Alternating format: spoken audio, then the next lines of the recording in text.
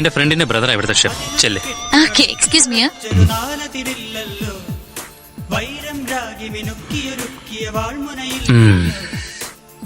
അരവിന്ദിന് അച്ഛനെ പോലെ രാഷ്ട്രീയമൊക്കെ ഉണ്ടോ? ഇല്ല സർ, രാഷ്ട്രബോധമുണ്ട്. പിന്നെ എന്റെ അച്ഛനും ഒരു രാഷ്ട്രീയക്കാരനൊന്നല്ലായിരുന്നു സർ. ഒച്ചയും ബഹളം ഒന്നും ഉണ്ടാക്കണ്ട. ടീനയ്ക്കൊന്നും അറിയില്ല, പക്ഷെ എനിക്കെല്ലാം അറിയാം. ആളുകൾ ഭക്ഷണം കഴിക്കുന്ന സ്ഥലമാണ്. മര്യാദയ്ക്ക് എന്റെ കൂടെ ഒന്ന് വണ്ടിയിൽ കയറിയാൽ എല്ലാവർക്കും നല്ലത്.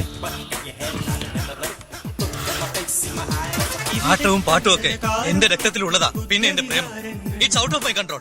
അതിന്റെ പേരിൽ ഞാൻ ഈ കോടതിയിൽ നിന്ന് മാറി നിൽക്കണം. എങ്കിൽ ഞാൻ മാറി നിൽക്കാം. ഓക്കെ, അവസാനിപ്പിച്ച് പിന്മാറാം. എല്ലാം ഇട്ടറിഞ്ഞ് പോകാൻ പറ്റുമെങ്കിൽ ലോകത്തെ ആകെ മാറ്റിമറിക്കാൻ വേണ്ടിട്ട് ഒന്നുമല്ല നമ്മളിതിന് ഇറങ്ങി തിരിച്ചേ. പക്ഷേ ചെയ്യാൻ പറ്റുന്നത് ചെയ്യണം. ഒരു ചെറു വിരലിന്റെ അനക്കം അത്രയെങ്കിൽ അത്ര, പക്ഷെ ചെയ്തിരിക്കണം. അതിനെ കയ്യും കാലും വെട്ടിയാ പോരാ, അഴുത്താവട്ടേണ്ടത് പാടില്ല. ജീവൻ എടുക്കാൻ നമ്മൾ ആരുമല്ല, ശിക്ഷ തിരുത്താൻ വേണ്ടി മാത്രമായിരിക്കണം. ശിക്ഷിക്കപ്പെടുന്നവൻ പിന്നീട് അയാൾക്കും മറ്റുള്ളവർക്കും ഒരു അടയാളമായി സമൂഹത്തിൽ ഉണ്ടായിരിക്കണം. നമുക്ക് നഷ്ടപ്പെടാൻ ഒരുപാടുണ്ട്. നല്ലൊരു ജോലി, കുടുംബം, ഭാവി. ശരിയാണ്, പക്ഷേ ഇത്തിരിയെങ്കിലും നഷ്ടപ്പെടാതെ ആർക്കെങ്കിലും എന്തെങ്കിലും നേടാൻ കഴിയോടാ?